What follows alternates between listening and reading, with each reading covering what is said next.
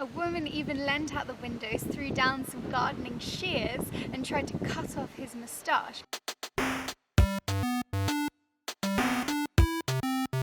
Hi, I'm Katie. Welcome. Today we're going to be exploring some of Southwark.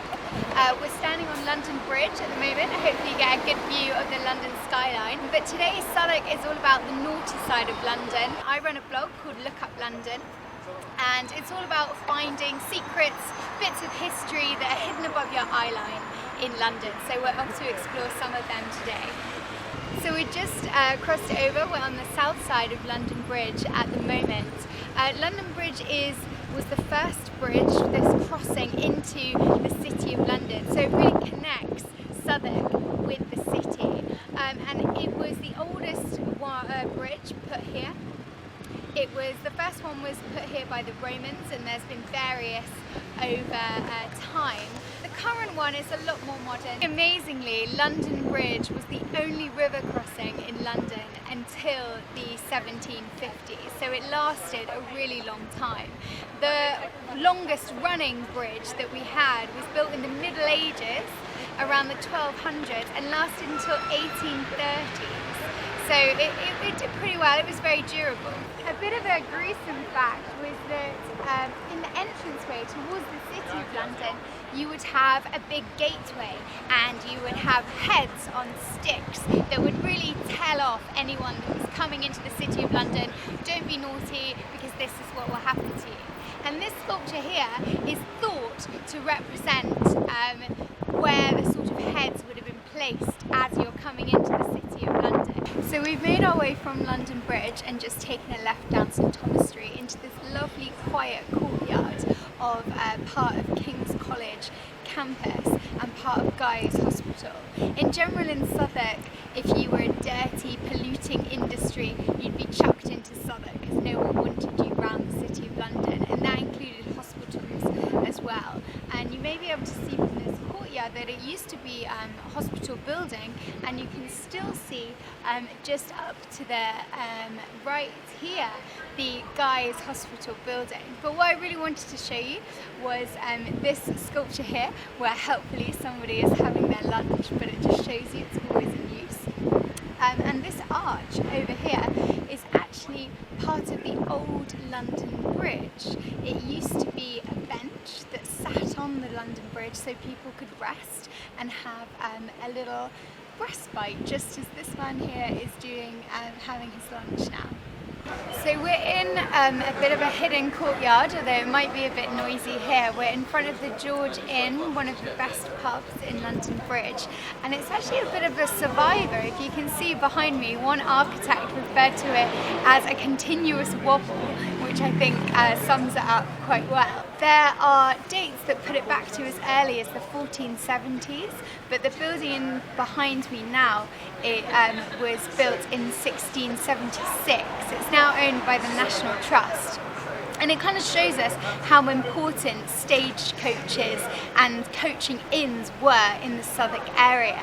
So massive wagons would drive through this cobbled street, and the residents and travellers would be able to spend a night in this inn behind us. So this goes back to what I was saying about London Bridge being the only way into the city. If you were travelling into or out of the city, you had to go down this road over here, Borough High Street. So you needed lots of these inns to cater for all of these travellers. And there was around 50 of these big inns all along Borough High Street, but this is the last one that's standing now, the only one in London in fact, and there's only a handful around the UK. So we're currently on Park Street, and I wanted to tell you about my favourite plaque in all of London. So as you can see here, it says an international incident occurred here. So I felt like I had to research this. All around this area during the 1700s and 1800s, there were breweries. Southwark was really famous for it. But this takes us to this character in the middle, General Haynau. He was an Austrian general, leader of an army, and he had a very bad reputation for being violent and really vicious. So he was chucked out of his regiment in the army, and he decided to go on a European tour. to visit some of the famous sites in Europe. And he came here to Southwark to see what all the fuss with the breweries was about. So when he came to this area here and was looking at the breweries, some of the local people started to recognise him. He had these amazing huge moustache whiskers, so he was pretty iconic, and people spotted him and the cries went up. And when they saw him, they chased him down the street. They started throwing dung at him and anything they could get their hands on. A woman even leant out the windows, threw down some gardening shears and tried to cut off his moustache because he was so hated. So eventually he fled for help. He hid in an ale house in a pub on the side of the river, and the city had to send a diplomatic envoy to come and collect him. So the people in Southwark were in a lot of trouble. So we're on the River Thames, and you can probably just make out London Bridge behind us, which is where we started. The River Thames is the whole source of life for the City of London. It provides all of the trade, and you probably know that already, but what you might not know is actually when it was so cold, the Thames used to freeze over, and this was partly because of London Bridge. If you can see it now, it's got very wide arches across, but the old London Bridge had narrow and lots of arches, which really slowed down the flow of the water. And this meant if it was going slower and we had really cold weather, the Thames would literally freeze over. And sometimes the ice was so thick that they could host frost fairs. And the last one was actually in 1816. There was huge oxes being roasted on a spit. They had printing presses set up on the Thames. They even, as a kind of PR plan, had an elephant being led across the Thames by Blackfriars Bridge on a chain to just prove how safe the ice was. So sadly, now we have a new London Bridge. The Thames no longer freezes over. So I brought you to this little hidden spot, which is just away from the South Bank walkway here. And you can see this rather nice plaque by Historic Southwark, and it tells us that this used to be one of the seats for the ferrymen or the wherrymen that worked on the River Thames. It looks like a pretty uncomfortable seat, but in any case, that's what the plaque says. So these ferrymen were like the taxis of earlier years.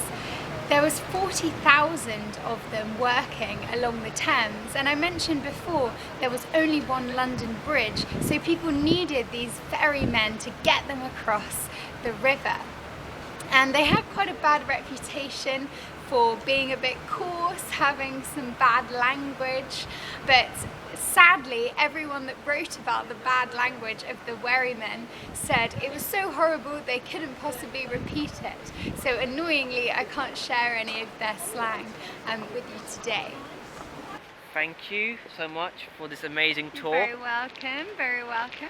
I found you through Funding, if I'm right. Yeah, if you go to Funding, which is a website which has hosts of unique London experiences, you can find this walk and some of the other walks that I do on there.